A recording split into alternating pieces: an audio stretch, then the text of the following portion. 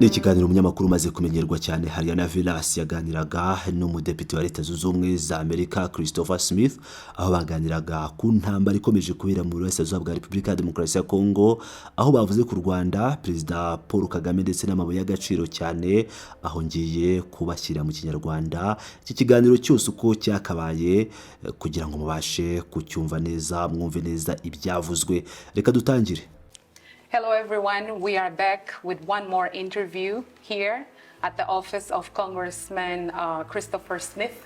It's an honor to be here with you, African people. In the name of African people, of course, I really appreciate for this interview. Oh, thank you. Thank you. And thank you for your work. I mean, in getting the message out. Muraho mwese twongeye kugaruka mu kindi kiganiro hano mu biro bya Depite Christopher Smith. Ni icyubahiro gikomeye kuba turi kumwe namwe b'Abanyafrika mu izina ry'abaturage b'Afrika, nkaba mbashimiye cyane kuba mwemeye kuduha iki kiganiro. Murakoze cyane, murakoze. Ikindi kandi ndabashimira ku murimo mukoraho kugeza amakuru ku bantu, harimo n'ibiri kubera hano kuko hari impungenge nyinshi n'impuhwe ku bantu bari mu mibabaro muri Repubulika ya Demokarasi ya Kongo no mu Rwanda. Icyo twifuza nuko kumena amaraso byahagarara. Niyo mpamvu turi hano. Nibyo Bwana Depite, mbere yuko twinjira mu bibazo byimbitse ku makimbirane hagati ya Repubulika Iharanira Demokarasi ya Kongo n'u Rwanda, ndashaka ko abareba iki kiganiro muri Afrika, murangura mu Rwanda, muri Repubulika ya Demokarasi ya Kongo basobanukirwa neza uruhare mufite mu makimbirane abera muri Afrika nk'ugize inteko ishinga amategeko Kongre ya Amerika. N'uruhe ruhare nyakuri mufite mu makimbirane abera muri Afrika, n'uruhe ruhare rwa Kongre by'umwihariko inteko y'abadepite mu bibazo by'intambara n'amakimbirane muri Afrika? Icyo ni ikibazo cyiza cyane. Sinyeka ko nigeze mbazwa icyo kibazo ubwo buryo, cyane cyane mu kugeranya uruhare rwa Kongre n'urwishami nyobozi rya leta. Birumvikana ko umunyamabanga wa leta ushinzwe ububanyi n'amahanga kandi by'umwihariko perezida ari we bashyira mu bikorwa politike y'ububanyi n'amahanga kandi bakagira uruhare runini mu kwigena. Ariko Kongre niyo ifite ububasha ku ngengo y'imari ya leta, n'igenzura amafaranga kandi igashyiraho amategeko agena imirongo migari igomba gukurikizwa, harimo no kubahiriza uburenganzira bwa muntu. Urugero, nanjye nanditse amategeko 5 akomeye, harimo n'itegeko rya mbere rikomeye ryiswe itegeko ryo kurengera abahohotewe n'ubucuruzi bw'abantu ryo mu mwaka w'2000. Iryo tegeko ryahaye ishami nyobozi ari ryo perezida n'umunyamabanga wa leta ubushobozi bwo gushyiraho no gushyira mu bikorwa gahunda zigamije kugabanya no kurangiza ubucuruzi bw'abantu, haba mu by'imibonano mpuzabitsina ku gahato cyangwa imirimo ku gahato. Bityo rero uruhare rwacu ni ugushyiraho amategeko n'amahame agenga politike kugira ngo ishami nyobozi ribishyire mu bikorwa uko bikwiye, uko igihe kigenda gihita. Ikirira none tukaba dukora igenzura kugira ngo tumenye ko ibyo twashyizeho bishyirwa mu bikorwa neza. Twebwe abagize Kongre dukora ubushakashatsi bwinshi bwo gushaka ukuri ku bibazo biri kuba. Njyewe ndi perezida wa komisiyo ishinzwe Afrika muri Kongre kandi dukomeza kubaza ibibazo bikomeye kandi bisobanutse. Tutabaza gusa ishami nyobozi rya leta ngo riduhe ibisobanuro, ahubwo tunabaza cyane cyane abantu kugira uruhare muri ayo makimbirane, tugamije gushaka uburyo intambara cyangwa ibihe bibi nk'ibyo tubona byahagarara. Urugero, turebe uko bimeze muri Nigeria, aho abakristu n'abandi batari mu mitwe y'abahezanguni b'abayisilamu bicwa ari benshi cyane. Icyo kibazo kikaba gikomeje, aho ndi kugitangaho ubuvugizi no kugihagurukira kuva mu myaka myinshi ishize. Ni nako bimeze ku Rwanda, ni nako bimeze kuri Repubulika Iharanira Demokarasi ya Kongo. By'umwihariko igihe namenyaga ko abasirikare bari mu butumwa bwo kubungabunga amahoro i Goma bakoraga ibikorwa by'ubugizi bwa nabi ku abana b'imyaka 12 na 13, harimo no kubafata ku ngufu, nahise nkora inama z'iperereza enye. Nageze naho njya igoma mu rwego rwo kugenzura ishyirwa mu bikorwa ry'amategeko kuko ari njye wanditse itegeko rigamije kurwanya ubucuruzi bw'abantu. Sinashoboraga kwemera ko umutwe w'ababungabunga amahoro wari uyobowe na Ambasaderi Swing, umunyamerika, wemerera imyitwarire mibi nk'iyo kubaho. Ababungabunga amahoro baba bari aho kugira ngo barinde abaturage, si ukubabyaza umusaruro cyangwa kubahohotera, nyamara bari abana bahohotewe. Niyo mpamvu twakoze inama z'iperereza enye kuri icyo kibazo. Twashyize igitutu gikomeye ku muryango w'abibumbye, nawusabye no kuza gutanga ibisobanuro imbere ya Kongere kugira ngo ushyireho politike isobanutse ivuga ko ibyo bikorwa bitazongera kwihanganirwa. Abari mu butumwa bwo kurinda amahoro bagomba kurinda, kandi umuntu wese urenga kuri ayo mahame agafata ku ngufu umugore cyangwa agakora icyaha ku mwana agomba gukurikiranwa n'ubutabera. Mu igenzura twakoze nyuma twasanze aho gukurikiranwa n'ubutabera baboherezaga gusa mu bihugu byabo aho bari baturutse nk'ababungabunga amahoro, nyamara ibyo bakoze byari bitandukanye cyane n'inshingano zabo. Hari impinduka zimwe zakozwe mu muryango w'abibumbye, ariko ni njye wakoze izo nama z'iperereza, nandika n'amategeko, ndetse no mu itegeko nanditse nashyizemo ko abasirikare bari mu butumwa bwo kubungabunga amahoro bagomba gusuzumwa uko bakora akazi kabo, haba neza cyangwa nabi, by'umwihariko ku bijyanye no kurwanya ubucuruzi bw'abantu. Bityo rero dufite uruhare rwagutse kandi rukomeye. Perezida ntashobora gukora byinshi mu bijyanye no gushyiraho amategeko keretse ayo mategeko abanje gutorwa no kwemezwa n'inteko y'abadepite n'iya Sena. Perezida ashobora gukora ibintu byinshi byiza binyuze mu mabwiriza atangwa nawe ubwe, igihe cyose bikomeza kuguma mu murongo wa politike uhari. Ashobora kandi kuba umuhuza mukuru w'amahoro, agahuza impande zitavuga rumwe kugira ngo ziganire, nk'uko yabikoze hagati ya Repubulika ya Demokarasi ya Kongo n'u Rwanda, aho yahuje abakuru b'ibihugu bakaganira bagashyira umukono ku masezerano y'amahoro, hanyuma akabyibutsa kubahiriza ibyo biyemeje. Murakoze bwana depite, murakoze ku ngingo y'ingenzi kandi ibabaje cyane, gufata ku ngufu abagore no guhohotera abana. Ngewe ubwanjye narabyiboneye, nagiye muri Repubulika ya Demokarasi ya Kongo mvugana n'abagore bahuye n'ayo mahano kandi babyivugiye ubwabo. Numvise Perezida Trump inshuro nyinshi avuga ko icyo yifuza kurusha ibindi cyose ari ugukiza ubuzima bw'abantu no kwirinda ko bakomeza kwicwa. Mu rwego rwa Kongere muri mute amakimbirane yo muri Repubulika ya Demokarasi ya Kongo, abanyekongo babarirwa muri za miliyoni bamaze kwicwa muri intambara, kandi Perezida Trump yahisemo kwifatanya n'abandi mu gushyiraho imbaraga zo kuzana amahoro. Ariko muri rusange mwebona mute iyi ntambara imaze imyaka irenga 30? Perezida Trump yakoze uruhare rwe, yahuje abakuru b'ibihugu bakora kandi bashyira umukono ku masezerano y'amahoro. Ariko mbere yo kuganira ku masezerano y'amahoro, mwasobanura mute iyi ntambara imaze imyaka irenga 30 yahitanye za miliyoni z'abanyekongo, abagore bagafatwa ku ngufu, abana bagahohoterwa, mu isuzuma mute? Ibyo byose ni ibyaha byibasira inyokomuntu bikorwa haba ku bufatanye busesuye bw'abayobozi babirebera hafi cyangwa nibura babirebera ntibabihagarike, bakareka impande zitandukanye zikora ayo mahano.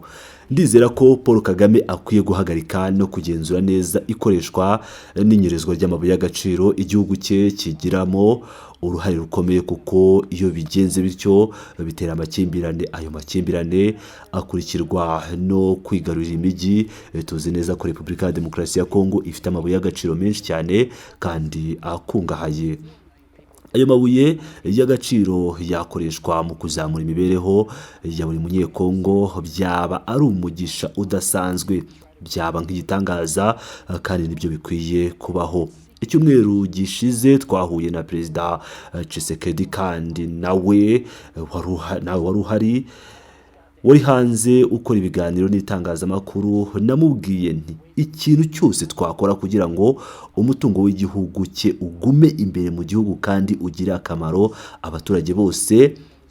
Hari imvugo izwi cyane ivuga ko iyo amazi azamutse ubwato bwose burazamuka. Mu yandi magambo, iyo ubukungu buzamutse kandi bukagabanywa ku buryo bungana ku baturage, imibereho yabo irushaho kuba myiza, haba ku bijyanye n'ibiribwa, imyambaro, icumbi n'amashanyarazi. Ndi umwe mu bashyigikiye cyane gahunda ya Power Africa.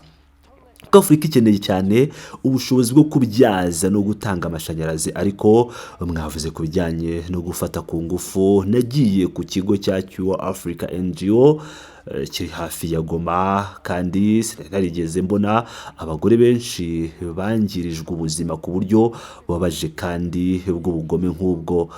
Bafashwe ku ngufu, bamwe bakorewe ihohoterwa n'abantu benshi icyarimwe. Abo bagore babashije kubona ukwizera no kwiyunga n'ubuzima, ariko baracyafite ihungabana rikomeye. Kongo ni igihugu cya mbere ku isi gifite umubare munini w'abagore bafashwe ku ngufu. Birabaje cyane, niyo mpamvu iyi ntambara nk'uko benshi mu bo navuganye nabo babivuze, bashaka ko ihagarara burundu. None se Depite, ni uruhe ruhare Kongere ishobora kugira? Mumbwire mbere ku bijyanye n'imyanzuro mushobora kubisobanura. Yego, uruhare dushobora kugira, kandi birumvikana ko perezida yakoze akazi gakomeye cyane ko guhuza impande zombi, ndetse n'umunyamabanga wa leta ushinzwe ububanyi n'amahanga Marco Rubio yakoze akazi k'indashyikirwa kimwe n'abandi mu kubahuza mu cyumba kimwe kugira ngo baganire. Hari inzira zitandukanye z'amahoro zimaze igihe zikorwa. Uyu murongo w'amahoro ugaragara ko ushobora gutanga umusaruro, ariko ushobora guhinduka igihe ibikorwa by'urugomo byongera kwiyongera, nk'uko byabaye iminsi 2 gusa nyuma y'isinywa ry'amasezerano ahantu hatari kuraha. Nanjye naraho icyo gihe nibazaga ni sinshobora kwemera ibi. Twese twamaze imyaka myinshi dusenga, twizera kandi dukora ibishoboka byose kugira ngo ibi bigerweho. Ndibuka igihe twese twari duhangayikishijwe nk'uko bikwiye n'ibyabereye muri Darfur. Nagiye i Khartoum na Bashir wahoze aregwa n'urukiko mpuzamahanga ICC, kandi yari afite impungenge nyinshi ku bwicanyi bwabereye muri Darfur. Ndibuka kandi abantu benshi harimo Ben Affleck bavuze bati ariko hari ikibazo gikomeye, nubwo tubizi ntabwo byari ari ibintu byitabwagaho cyane. Icyo gihe abantu miliyoni 4 bari bamaze kwicwa muri Repubulika ya Demokarasi ya Kongo, kandi nta gikwiye cyagombaga gukorwa ngo bihagarikwe. Niyo mpamvu nakoze inama z'iperereza nyinshi, bakaba baratanze ubuhamya bwabo mu rwego rwo kuzamura ubumenyi bwa bose, harimo n'ubwanjye, no gushaka ibisubizo. Hari abantu baceceka ku bikorwa by'ubucuruzi bishingiye ku bapfuye n'abagore bahohotewe. Ibyo bigomba guhagarara. Nanakoze itegeko ryanyuze muri komisiyo ishinzwe imisoro n'ingengo y'imari, Ways and Means Committee, ariko ritaragera ku nteko yose, rigamije guhagarika imikoranire y'ibicuruzwa byuzuyemo ibikorwa bibi by'ishyaka rya Chinese Communist Party. Urugero, imodoka zikoreshwa n'amashanyarazi EVs zikoresha bateri zirimo ibikoresho bimwe bikorwa muri Repubulika ya Demokarasi ya Kongo, hifashishijwe abana bagera ku 25,000 ndetse n'abantu bakuru bagera ku 200,000 bose baba bahohotewe mu buryo bukomeye. Nakoze inama enye z'iperereza kuri icyo kibazo, kandi nanditse itegeko rivuga ko ikintu cyose kijya muri Xinjiang ngo gikorwe kigasubira hano mu buryo bwo gukora imodoka z'amashanyarazi, kidakwiye kwemererwa kwinjira muri Leta Zunze Ubumwe za Amerika kubera uburyo kiba cyarakozwemo. Dukeneye rero gusukura neza imikoranire y'ibicuruzwa, supply chains. Urugero, niba umuntu ashaka imodoka y'amashanyarazi EV ikenera cobalt, ni byiza kuyikura aho hakorwamo imirimo idahangayikishije abantu kandi nyuma ukagira imodoka yawe ariko ntukagende mu modoka ikozwe ku mibiri y'abana bato bo muri Repubulika ya Demokarasi ya Kongo n'ababyeyi babo. Imikoranire y'ibicuruzwa ni ingenzi cyane. Ubu zahabu irimo gutunganywa cyane kandi turabizi. Dukeneye ko imikoranire y'ibicuruzwa isukuye, bitabaye ibyo ntibyagaragara ku isoko rya Leta Zunze Ubumwe za Amerika. Niyo mpamvu nashyizeho itegeko ku bijyanye na cobalt ryagendeye ku gitekerezo ko ibicuruzwa byose byakozwe mu buryo burimo gukoresha abana cyangwa imirimo ku gahato, keretse niba uwabikoze muri iki gihe ari Ubushinwa yerekana ibindi, ariko ntibishobora kuba byagaragara. Nubwo bashobora kubeshya, ntibashobora gutanga impamvu yemeza ko ibyo bitakorerwa cyangwa bidakorwa mu buryo bubi kandi butesha agaciro abantu. None se Smith, ese iri tegeko ryamaze kwemezwa?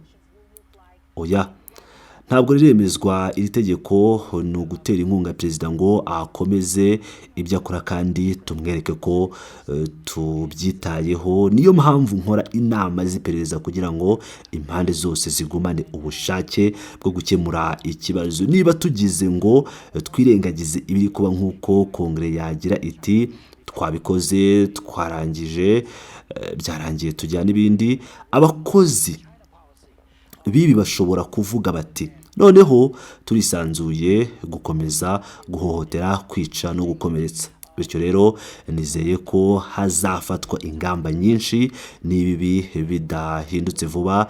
Imyaka myinshi ishize kuva hashyizweho umukono ku masezerano y'amahoro. Nzi neza ko perezida ahangayitse kimwe n'abandi, ati hagarika kwica abantu. Twese ku isi turambiwe kandi twumva tutishimye kubera abantu benshi bapfuye, abatagira icyaha, ntibireba uwo ku mugabane uriho. Twese turambiwe ibingibi. Hari ibimenyetso bwana Depite Smith. Umuryango w'Abibumbye n'ibindi bikorwa mpuzamahanga byinshi byarabibonye, bakurikirana ubwicanyi muri Repubulika ya Demokarasi ya Kongo. Ibi nibyo bituma abantu bose bagira uruhare muri iki kibazo, kuko birakenewe ko bihagarara. Ariko kandi mwavuze, umuryango w'Abibumbye wakoze raporo nziza ku mubare w'abantu bahunze ingo zabo. Igihe M23 yatangiraga igitero gikomeye imyaka hafi 5 ishize, naravuze ni oya, ntibigomba kongera kuba, ntibigomba gusubira. Bongeye kwica abantu, gufata ku ngufu abagore, hanyuma hagakurikiraho gutwara ibihumbi by'abantu bashaka kubaho, bagasohoka mu ngo zabo bagahunga. Iyo myitwarire, izo raporo icyo zigaragaza ni iki? Ninde uri gukora ayo mahano bwana Depite? M23 ni kimwe mu byabikoze. Twakomeje kugaragaza icyo kibazo inshuro nyinshi. Iminsi 2 gusa nyuma y'amasezerano y'amahoro bahise bigarurira undi mujyi. None se Depite, muri kuvuga ukuri? Nibyo koko biragaragara ko batari mu buryo bwiza bwo kwizerwa. Niyo mpamvu hakenewe ibihano bikomeye ku muntu wese ukora ibikorwa bibi, kandi ibyo bikwiriye kugera no ku rwego rwo hejuru, niba bibaye ngombwa ku basirikare bakuru n'abandi bose bari mu murongo w'ubuyobozi bagize uruhare muri ibi bikorwa. Niyo mpamvu muri kumwe n'andi mabwiriza y'inama. Ejo hazakorwa iyo nama mu rwego rwo gushyira mu bikorwa ibihano bishoboka. Dukeneye kugaragaza ko dufite ibihano bishobora kugira ingaruka. Nanditse itegeko rya Belarus Democracy Act mu mwaka wa 2004. Lukashenko, uwo muntu wari umudiktateri icyo gihe, na n'ubu aracyari umunyagitugu. Ibintu by'abantu byafunzwe kubera imyemerere yabo cyangwa ibikorwa bya politike bashaka demokarasi. Maze gukora inama y'iperereza kuri iki kibazo mu cyumweru gishize. Iryo tegeko rivuga ibintu bibiri. Icya mbere, niba winjiye ku rutonde rw'ibihano rwa Belarus Democracy Act, ntushobora gukora ubucuruzi na Amerika mu buryo ubwo ari bwo bwose, kandi ntushobora kubona visa. Nyuma twahinduye icyo gitekerezo tugishyira mu itegeko rya Global Magnitsky kandi ubu hari abantu muri Afurika cyane cyane hafi ya Kongo no mu Rwanda bashobora gushyirwa ku rutonde rw'ibihano hakurikijwe iri tegeko Global Magnitsky Act. Abo bantu bazaba batakibasha gukora ubucuruzi na Leta Zunze Ubumwe za Amerika, ntibazabona amahirwe yo gukorana n'amabanki yacu cyangwa ikindi kintu icyo ari cyo cyose. Niba bifuza kuza hano ntabwo bazabyemererwa, ntibazabona visa. Ndibuka igihe nashyize iri tegeko natangije itegeko mu mwaka w'2004, Lukashenko n'abantu 200 bo ku rwego rwo hejuru bose bashyizwe kuri urwo rutonde, maze bafungiwe kubera politike batangira kurekurwa. Ubu iri tegeko rikeneye kuvugururwa, ndi kugerageza kurivugurura, ariko dufite Global Magnitsky rishobora gukoreshwa muri iki kibazo hamwe n'ubushobozi bwo gushyiraho ibindi bihano. Ndibwira ko perezida ari umuntu ushaka ko ibintu bigenda neza, ushaka kuburira akavuga ati nyabuna mugerageze kubikora, ariko igihe bigera aho bidakurikizwa bagomba kumva kuko azaba akomeye cyane hamwe na Marco Rubio agira ati igihe kirageze, duhinduye amasaha, igihe kirarangiye. Turashaka ko abantu babungabungwa kandi ko abantu benshi bahungabanywa bahagarika kubabazwa imyaka irenga, ndetse n'ubu bikaba bigihangayikishije abantu benshi. Ariko bwana Depite, niba kwica amategeko bikomeje kandi ishyirwa mu bikorwa rikadindira, Kongere ikwiye kugira uruhe ruhare kugira ngo iri tegeko ryemerwe kandi ryubahirizwe? Nibyo mwavuze ku bijyanye n'ibihano, uko mbyibuka mwari mumbajije mu kiganiro gito giheruka, mwashaka kumenya uko ibyo bihano bizaba bimeze n'icyo duteganya gukora. Turi gukomeza kugirana ibiganiro na perezida, umunyamabanga wa leta n'abakozi bose b'ishami rye, cyane cyane abo bakorana muri Afurika bafite ubumenyi bwiza kandi n'abantu beza cyane. Marco Rubio ndamuzi imyaka myinshi, twebwe twembi twabayobozi b'inama ishinzwe politike ya China mbere y'uko azamurwa ku mwanya w'umunyamabanga wa leta. Nashyize hamwe nawe inshuro nyinshi, dukora ku mategeko n'ingamba z'Ubushinwa. Ni umuntu wiyemeje kandi ashaka kumenya neza ibyaho ibintu bigeze. Marco Rubio arabizi neza kandi ashaka ko ibintu bihinduka, ariko igihe gihabwa iki kibazo kirenze, icyo gihe gishobora kuvamo abantu bapfuye n'abagore bafashwe ku ngufu bakomeza guhura n'akaga. Niyo mpamvu dukomeje kubikurikirana, niyo mpamvu nakoze inama z'iperereza icyumweru gishize, ibyumweru 2 bishize, ndetse n'ejo hazakorwa izindi. Izi nama zikorwa kugira ngo abakozi bibi bahabwe inshingano kandi basubizwe mu mucyo. Bwana Depite, abakozi ibyo bakora bibi ni bande? Abo bakozi bakora ibi ni bande? Ndumva Paul Kagame akwiriye gushyirwa mu nshingano, agomba kugaragaza ukuri kuri iki kibazo kandi agategeka mu buryo bweruye ko kwica abantu bihagarara. Abo bantu bakora ibi bagarurwe kandi ntibagomba kubona inyungu n'imwe ku buryo butemewe n'amategeko. Ku bijyanye n'amabuye y'agaciro, ntibagomba kubona n'agasantime na kamwe. Imikoranire yose y'ibicuruzwa igomba guhagarara. Hari abantu benshi muri Kongere basura Paul Kagame bakaganira nawe, nagiye mbasaba kuvugana nawe bakamubwira guhagarika ibyo bikorwa. Nakoze inama y'iperereza imyaka ishize kuri Paul Kagame, ubwo twamenyaga ko bamwe mu bantu bakuru mu buyobozi bwe bari guhatirwa kwicwa. Abantu bose baravuze bati oya sibyo, ariko nari mfite amajwi y'iyo nkuru aho umuntu umwe yari mu Burayi yihishe muri Afurika y'Epfo. Nagejeje ayo majwi ku ishami rya leta ryari ritarabizera na gato, ariko mu mpera baravuze bati oya, ibi ni ukuri, ugomba kubaha abantu. Kagame n'abandi bose harimo na Teksheti n'abandi bagomba kubaha abantu. Uburyo bwa kera bwo kwica abantu bugomba guhagarara burundu. Byongeye nigeze guhura n'abagore benshi bagiye bahura n'ihohoterwa rikomeye, harimo gufatwa ku ngufu mu buryo bukomeye, rimwe na rimwe bigakorerwa imbere y'abagabo babo kugira ngo barusheho kubagirira isoni. Ndabizi neza ubwo nari mu iperereza bambwira ibyo byose, ibyo nibyo koko byabaye kandi birakomeje kandi bigomba guhagarara. Abakozi bagomba kujya mu butabera. Abantu bemera ko ibi bikorwa bibera mu maboko yabo, cyane cyane bafite ububasha mu buyobozi, nabo bagomba kubibazwa. Ndizera ko perezida n'abantu be bazi neza abo bantu bagira uruhare muri ibi bikorwa.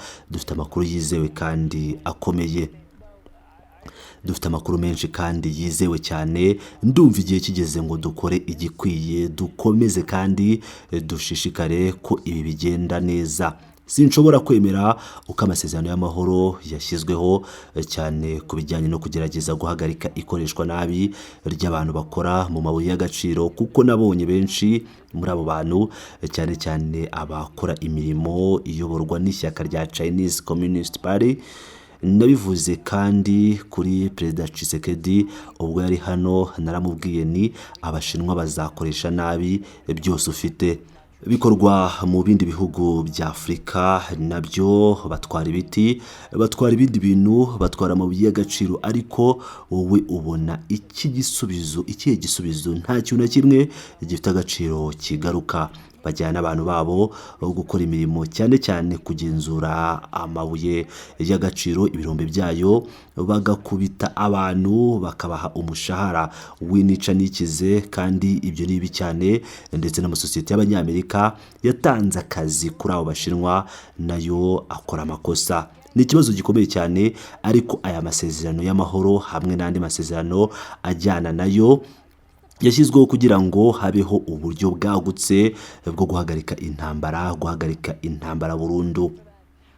Bwana Depite, ku makuru mwahawe, hari igihe mwigeze mubona amakuru ajyanye n'ihohoterwa ry'abanyamurenge cyangwa abatutsi bo muri Kongo? Kuko rimwe na rimwe leta y'u Rwanda ivuga ko umuryango mpuzamahanga n'abandi bose bakomeje gutekereza cyane ku byabaye ku baturage ba Kongo, ariko ntibite ku banyamurenge cyangwa abatutsi bo muri Kongo bafite ihohoterwa nabo bakorerwa.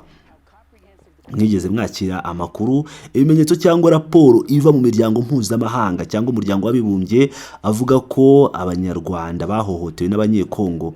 Twumva abantu babivuga. Niba hari ibimenyetso, ejo mu nama yacu dushobora kubyifashisha, ariko mwigeze mwakira ikintu icyo ari cyo cyose?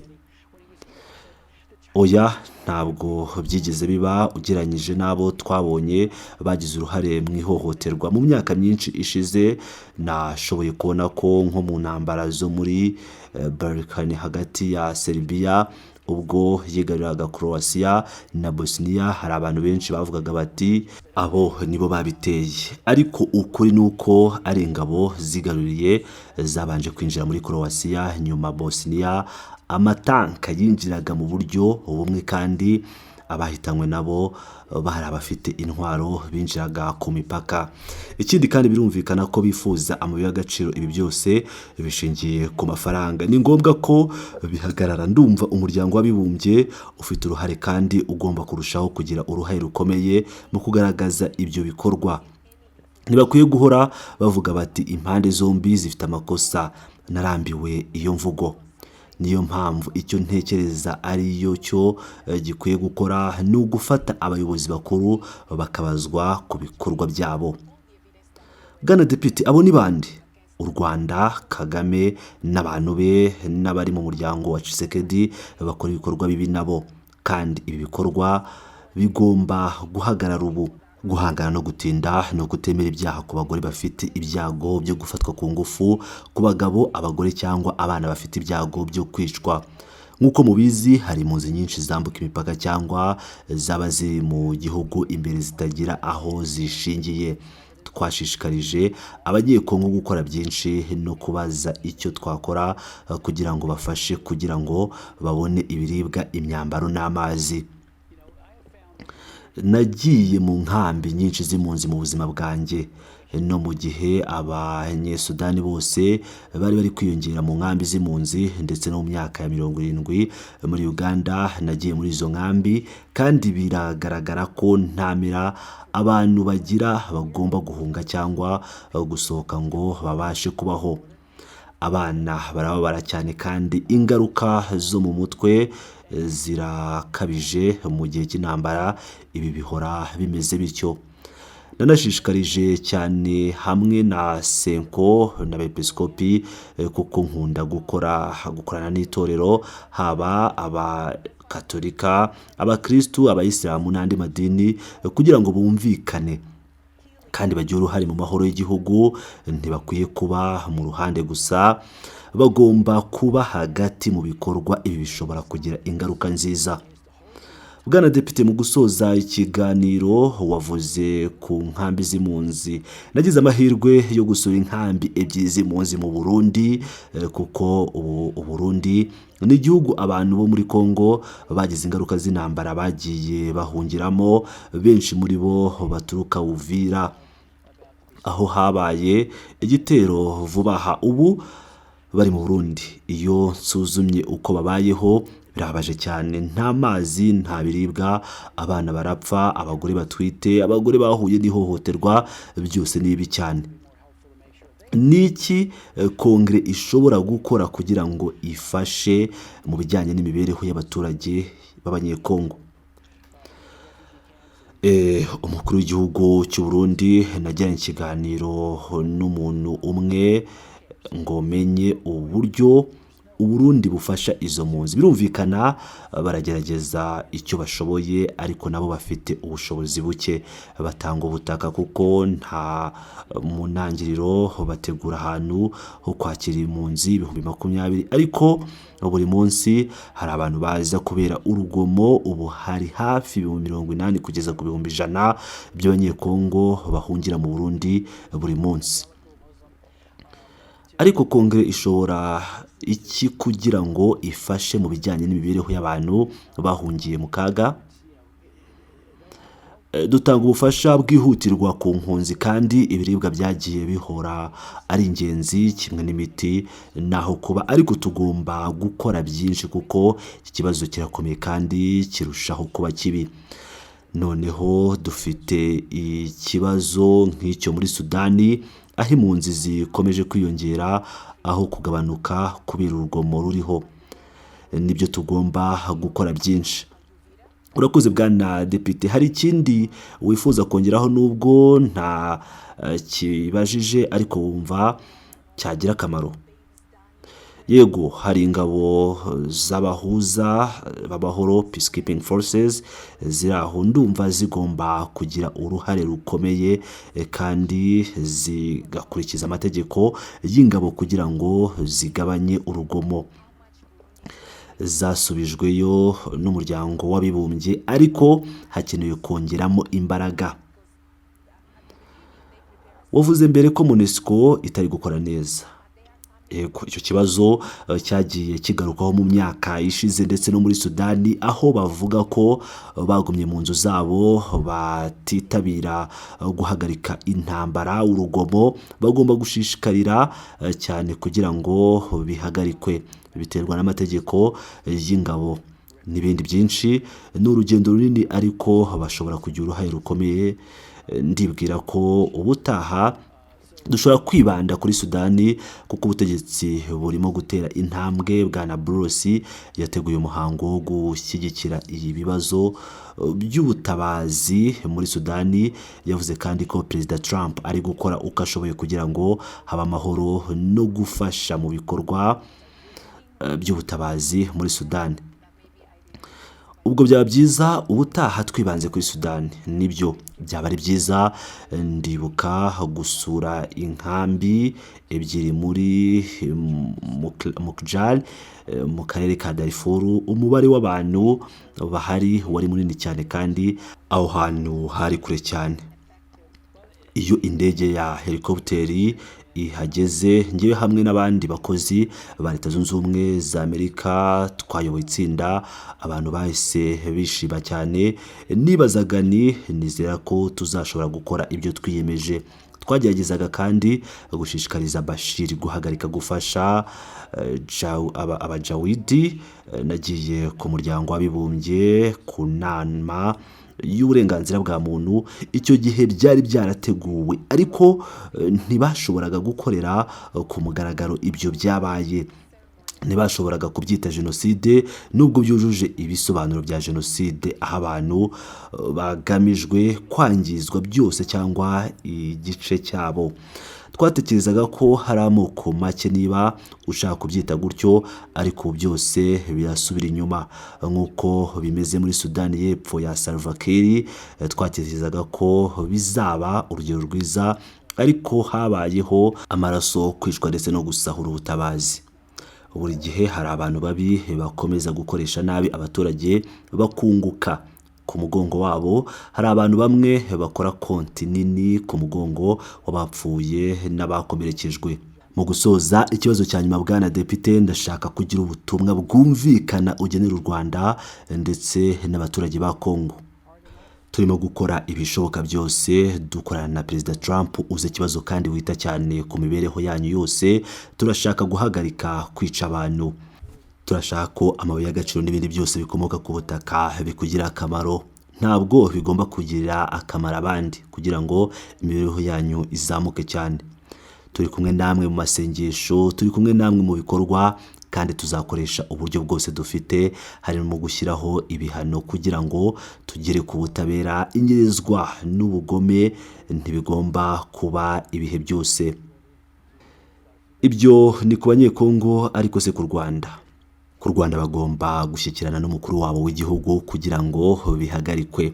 Abaperezida bombi basinye amasezerano y'amahoro kandi bari mu gikorwa cyagaragaye cyane ku mugaragaro. Nta kindi nakwishimira kurusha kubona abaperezida bombi bumva ikibazo kandi biteguye gukemura. Bagomba kubihagarika. Murakoze cyane, murakoze. Byari byiza guhura nawe, ni byiza cyane guhura nawe. We are trying our very best, working with President Trump, who gets it and cares deeply about all of your welfare. We want to stop the killing. We want the minerals and all of the other extractions that are occurring to inure to your benefit, not somebody else's, so that your standard of living can be significantly increased. So we're with you in prayer. We're with you in actions, and we'll use every lever at our disposal, including sanctioning, to try to achieve just ends. You know, injustice need not be forever. That's for Congolese people, right? And for Rwanda. Rwanda is that they need to raise with their president an end to all of this. There needs to be, I mean, both presidents signed the peace treaty. Both presidents were at a very public ceremony. And again, I couldn't have been happier with both presidents thinking, okay, they get it and they're going to stop it. They need to stop it. Thank you. Thank you. Thank you. Well, thank you. Very nice to meet you.